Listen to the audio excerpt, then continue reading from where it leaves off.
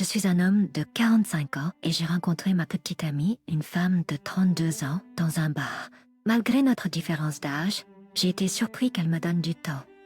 Elle m'a clairement fait comprendre qu'elle aimait les hommes plus âgés. J'étais sceptique et je pensais qu'elle pourrait profiter de moi, mais j'ai décidé de lui donner une chance et de la connaître. Nous sommes sortis ensemble plusieurs fois et elle a proposé de payer pour moi, mais je ne l'ai jamais laissé faire.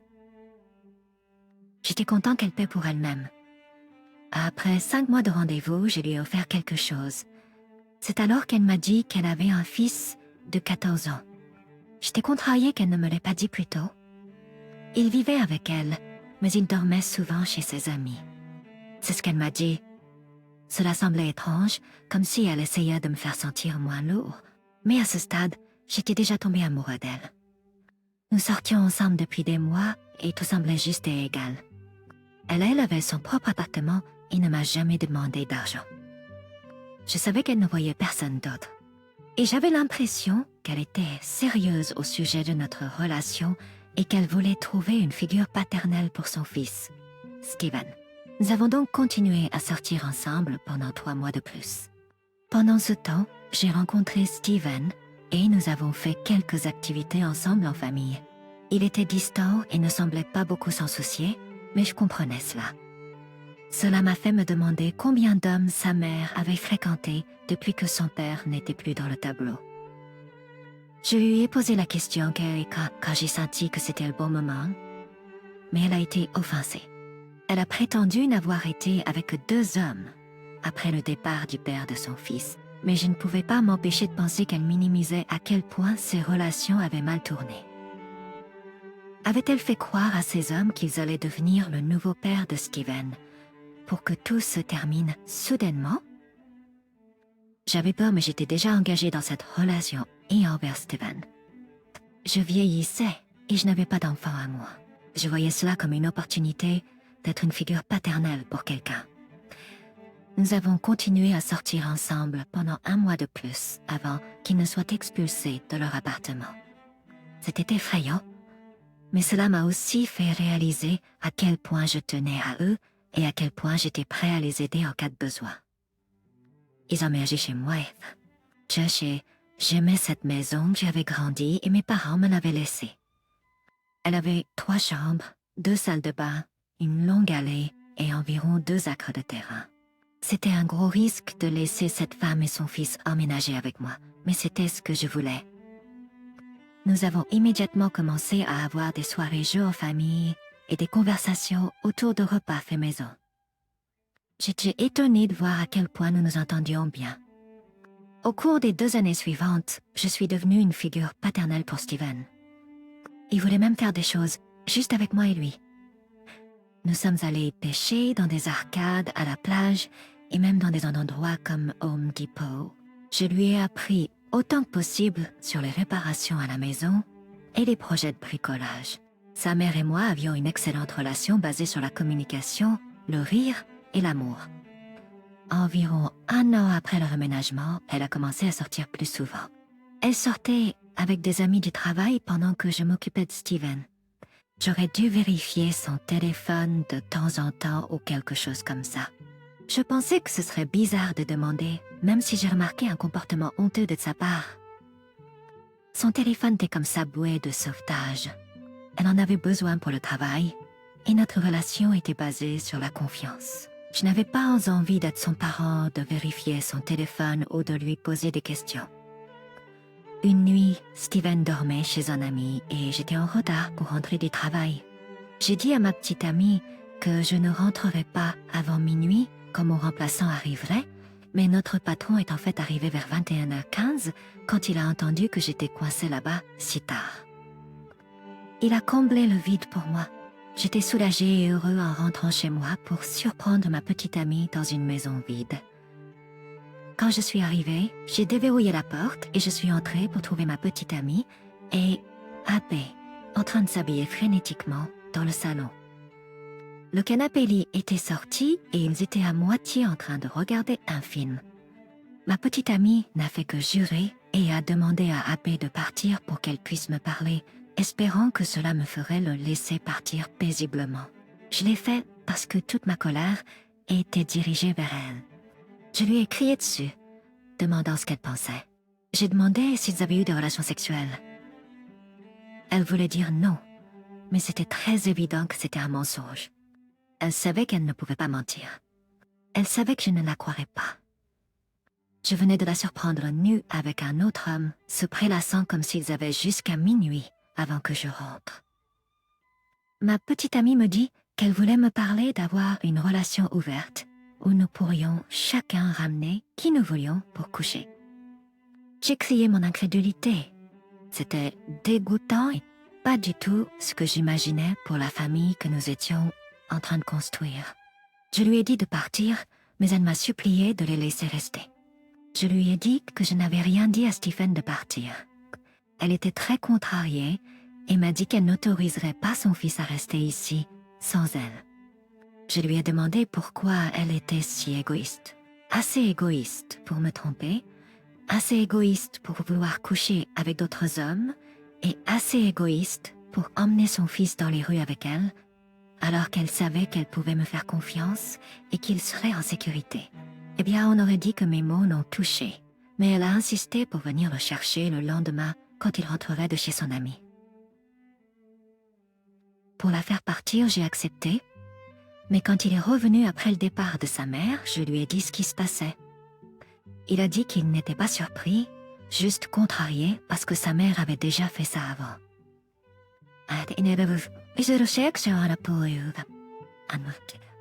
Il m'a dit que sa mère avait déjà emménagé avec un autre homme, alors il s'est enfui. Il n'a fallu qu'1 jour pour qu'elle emménage chez un étranger. Pendant le dîner, j'ai demandé à Stephen avec combien d'hommes sa mère avait été après que son père soit parti. Il était triste et m'a dit que sa mère est avec beaucoup de gars. Pour faire court, sa mère a essayé de revenir pour lui, mais j'ai entamé une procédure légale pour prouver qu'elle était instable et une mauvaise figure parentale. Son fils était assez grand pour choisir avec qui il voulait vivre et il m'a choisi moi. Ils n'ont pas de relation à ce jour. Et ce n'est pas parce que je ne le permettrai pas. C'est parce que Stephen n'a pas eu envie de répondre à ses appels ou messages Facebook. Aussi terrible que cette relation est tournée, avec toute la douleur émotionnelle et le tourment inutile, je suis content que cela se soit produit. Je suis content d'avoir été assez fort pour prendre un risque et essayer de devenir l'homme dont ils avaient besoin dans leur vie. Ça a marché pour Stephen, mais pas pour sa mère. Elle n'était pas prête à rencontrer un homme et à rester avec lui, même si cela signifiait la stabilité pour son fils. Opie a fait quelque chose d'incroyable pour Stephen. Je suis désolée que ton ex n'ait pas eu l'honneur ou le respect qu'elle aurait dû avoir pour toi et son fils. Elle était très égoïste et irresponsable, et je ne pense pas qu'elle t'aurait demandé d'amener d'autres personnes dans la chambre si tu ne l'avais pas surprise avec son amant. Elle s'est montrée être une récidiviste. C'est dommage qu'elle n'ait pas pu prendre la bonne décision pour son fils et elle-même. Elle aurait dû rester fidèle à toi, l'homme qui leur a montré une vie de famille stable et aimante. Je suis content que tu n'aies pas envisagé de la laisser rester dans cette maison, Opie.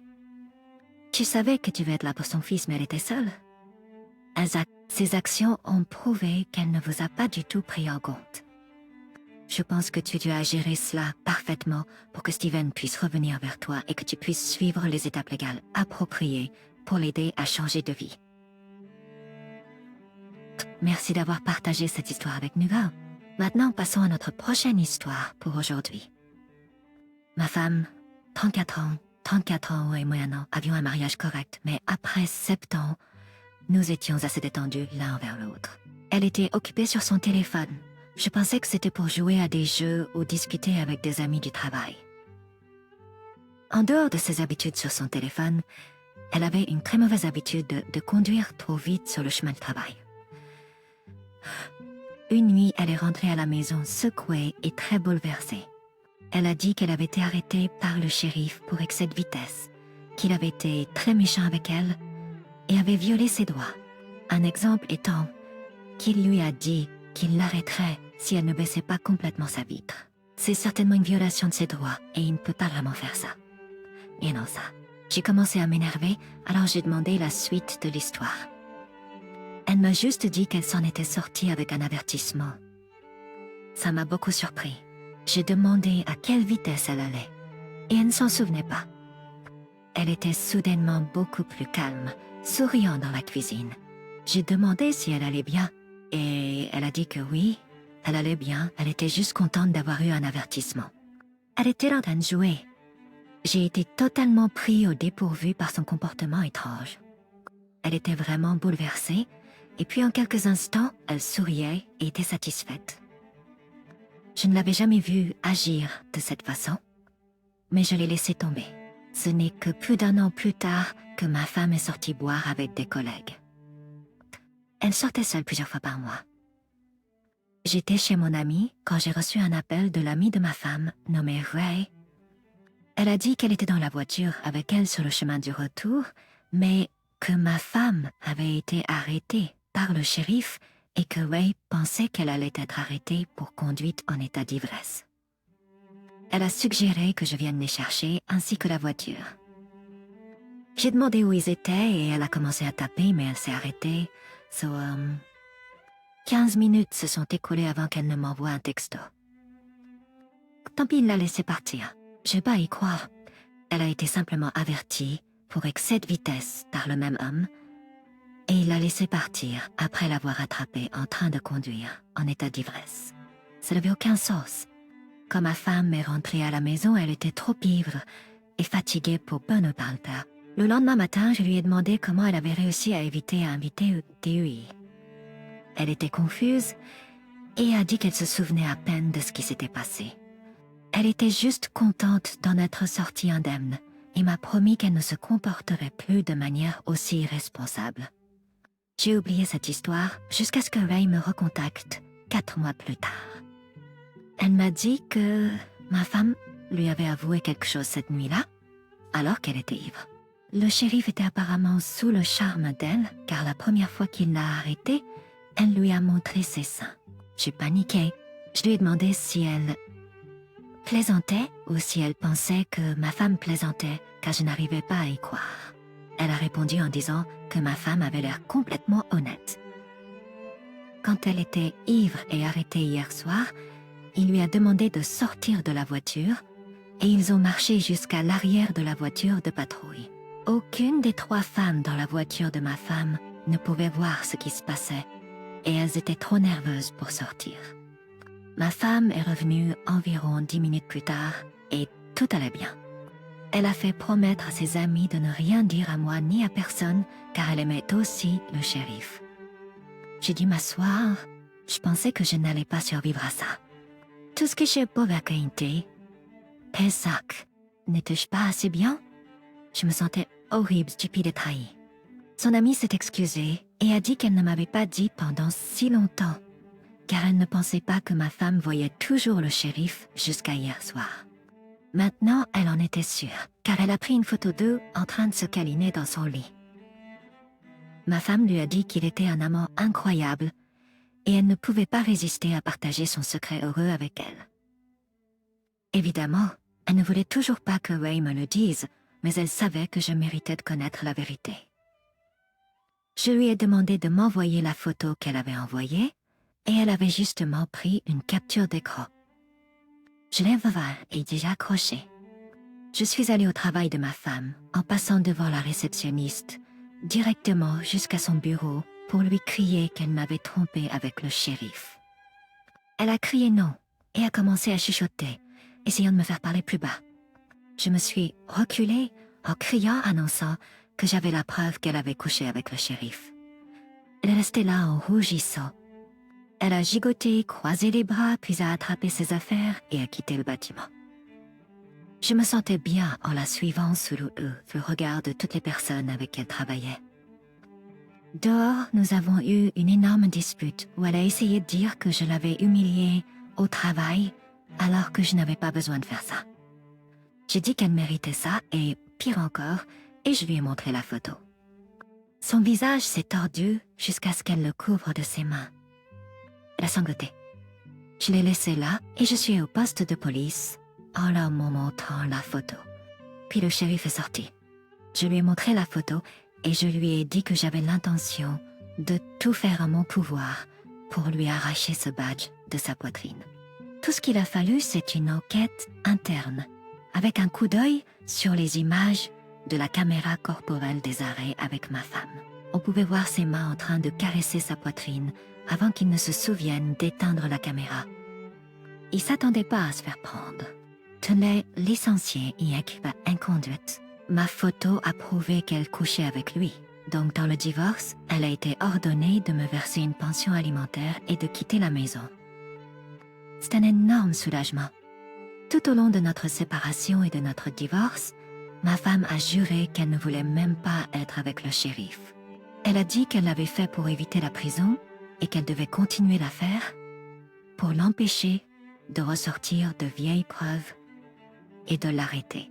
Elle a découvert, peu de temps après avoir emménagé avec quelqu'un d'autre, qu'elle était enceinte de son enfant. Elle a dû grandir très rapidement. Résumer cette histoire ne rend pas compte de la difficulté qu'il y a eu à rester fort et optimiste. Je suis toujours sceptique quant aux rencontres ou la confiance en quelqu'un. Mandit, OP, je suis tellement désolée que ta femme t'ait fait ça. Si elle était restée fidèle, elle n'aurait jamais envisagé de montrer quoi que ce soit à cet homme. Peu importe quelles auraient été ses conséquences pour excès de vitesse ou conduite en état d'ivresse, elle n'aurait pas été aussi grave que de s'exposer au shérif. Elle a commencé une relation interdite et lubrique qui n'a fait qu'empirer les choses. Ça ne me surprend pas du tout qu'elle ait eu du mal à mettre fin à l'affaire, car il y avait toujours une chance que le shérif la menace pour en avoir plus. Les deux sont terribles et égoïstes, sans considération pour les autres, le respect ou la fierté pour les rôles qu'ils étaient censés assumer pour eux-mêmes et leurs proches. Je suis soulagée que tu aies découvert la vérité, même si elle n'a pas été révélée tout de suite. Tu comprends ce qu'une relation implique, et donc tu comprends que ta femme t'a trahi. Le divorce et un nouveau départ sont la bonne voie à suivre, même si cela peut sembler difficile et pire que simplement lui pardonner. Le pardon n'est pas facile et généralement des problèmes de relation suivent. C'est ta chance de trouver une femme qui comprend ce que cela signifie d'être marié, respectueux et fidèle. Merci à tous d'avoir pris le temps d'écouter les histoires d'aujourd'hui. Si vous avez apprécié l'écoute, n'hésitez pas à aimer et à vous abonner si ce n'est pas déjà fait. De plus, commentez ci-dessous vos réflexions sur ce qui s'est passé. Prenez soin de vous.